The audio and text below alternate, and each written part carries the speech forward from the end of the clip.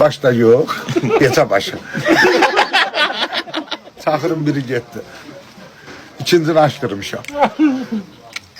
Kağıda telefona kodma oğlum. Çıkanda Aldım.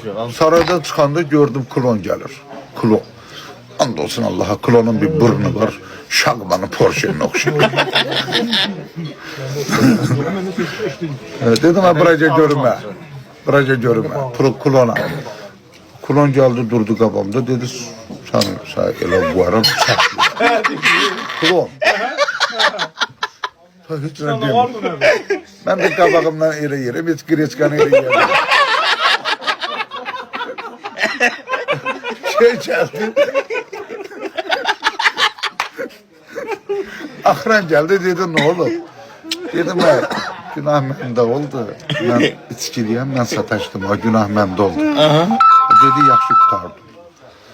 Dedim niye?